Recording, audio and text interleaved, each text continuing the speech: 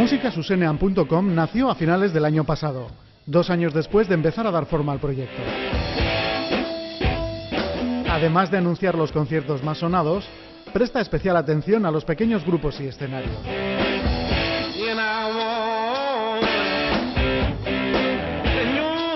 No siente nostalgia de la explosión musical de los 80. Según Coldo Otamendi, el circuito de la música en directo goza de muy buena salud.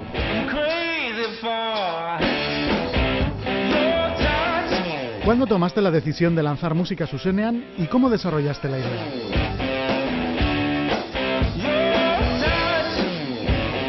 Musicasusenean webgunea zintzilikatu genuen lehenengo aldiz 2010ko urrian, eta aurretik kasik 2 urtetako langintza bat dago, ez?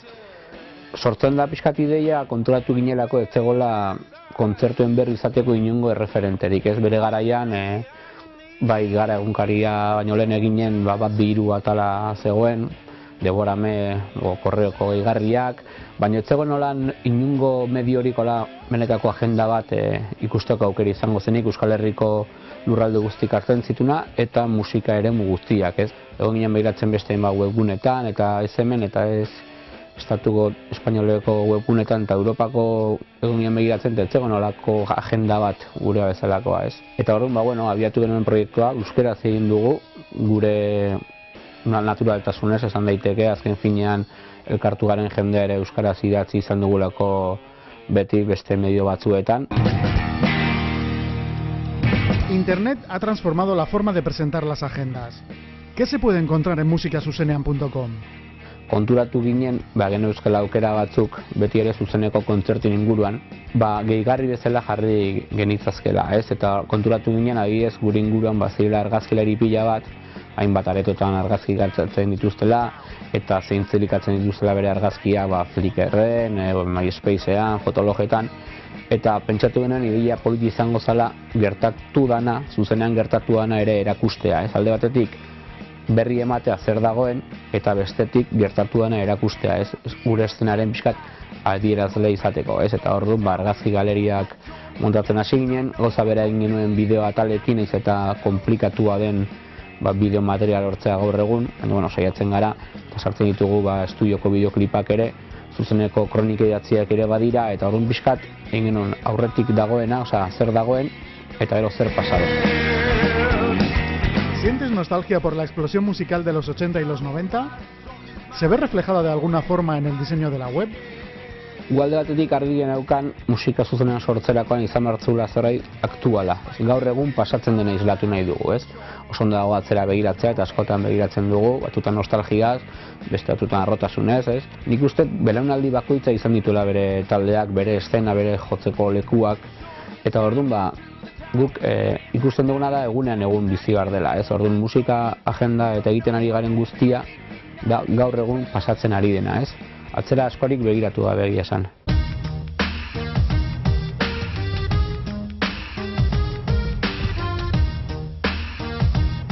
¿Podrías hacer un diagnóstico sobre el panorama musical vasco? Guk beti egiten duguna hausnarketa da Euskal Herria dituen kilometro kopurua ikusita, hemen baino emanaldi zuzeneko emanaldi gehiago daen espaziorik askorik ez da izango, estatu espainolean segurazki ez Europa osoan eta estatu batuetan, Nueva Yorken, edozein hiritan akaso, baina hemen asteburu batean egon daitezke 150, 200 ekitaldi musikal inguru. Beti ere rock perspektiba horretan kokatzen dugu gure burua, bai hasi folketik edo heavira, rockitza definitzen dugu gure eremu guzti hori. Eta daude emanaldi pila bat dituzu makro jaialdiak, dituzak tabernetako emanaldi txikiak. Hay quien dice que la industria musical está en crisis. ¿Cómo afecta esta situación a los conciertos? Nik uste gaur egun dagoela inoiz egon den jaialdik eta kontzertu kopururik handiena Euskal Herrian. Beti egon izan dira kontzertuak hemen, baina 80. hamarkadan agian eszena oraindik egin gabe zegoen, gaztetxe mugimendua orduan eztanda egin zuen, ez zauden agian kondizio askorik emanaldiak egiteko.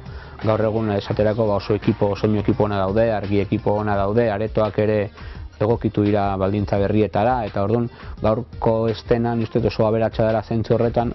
Era berean uste musikalki ere dagoela inoiz baino musika talde gehiago. Arazoa da agian emanaldi asko daude, talde pila daude, baina ikuslego falta da. Ikuslegoa mugitzen da oso gauza konkretuetara, ez. ¿Tenéis relación directa con grupos y productoras?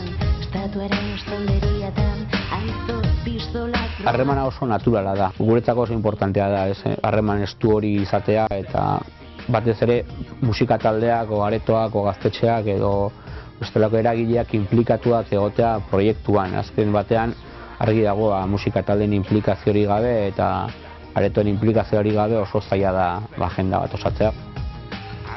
¿Cómo se puede participar en la web?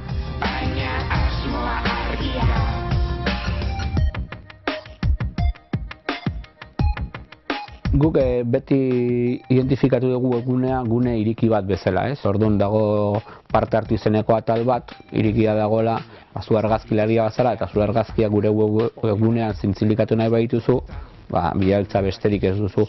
Gauza bera kronika idatziekin, gauza bera bideoekin, eta gauza bera zuk antolatu baduzu emanaldi bat edo zure taldea jotzen badu gaztetxe batean edo areto batean, guk guri informazioa igortzen diguzu eta guk zintzilikatu egiten dugu.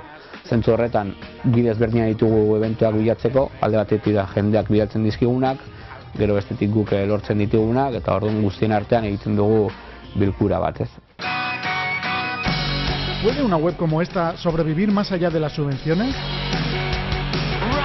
Hasieran juinean gabezi bat betetzea, eta gure gabezia zen batzegoela Euskal Herriko musika estenan inongo webgunerik hori beteko zuela. Ez gero konturatu gara denborarekin, hilabeteak ja martxan ari garela, konturatu gara bizi izateko, nolabaiteko sostengu bat behar duela. Diru laguntzak eskatu ditugu, arpidetza saila ireki dugu ere, non aportazio egiten duten bai musikazaleak, musikariak eta bestelako eragileak kuota bat ordaintzen dute urtero 25 eurokoa musika zuzen lagun izateko, eta orain ireki berri dugu ere publizitatea atala bai aretoentzako, musika taldeentzako, bere jaialdien berri emateko, eta hori ez pixka bat jaten dugu leku ezberdinetatik, eta etorkizuna ez dakit zaila da hemen diru laguntza publikoa ezer egitea, ez. Baina gu ere beti gara underground giroetan, ez, fantzinak egin ditugu, irrati libreetan egon gara, ez, bakigu zer den esportu hori egitea. ¿Qué retos os planteáis de cara al futuro? Webgunea da taltxo bat, ja martxan jarri duguna, eta epe laburrean orain jarri behar dugu martxan argazki erakusketa bat, kolektiboa gure webguneko argazkilariekin, esposaketa batzu jarri nahi ditugu abian kulturetxe ezberdinetatik, non hartuko dugun 2010 eta 2011ko denbora honetan atera diren argazkiak. Nahi dugu gaur egun egiten ari dena webgunarekin bezala islatzea kalean ere, ez. Ondo dago ikustea Lapoia Rekordsen argazkiak, Ripena, Laurei Hamarkan izan zen, baina guri interesatzen zaiguna da gaur egun zer egiten ari den. Estena komertzeletatik, igual Kensazio Berritxarrak edo Gatibu ezalako taldeetatik, estena hande gara ondaino, ez, erantzun eta beste pila talde bat daudela hor gauzak egiten, oso ere txikian eta oso interesgarria baita ere, ez. Azken batean jende kopuruak ez du neurtzen benetan kalitatea o zer egiten ari zaren. Guk ematen dugu aukera, hau dago. Zuk ja erabaki zer egin nahi duzu.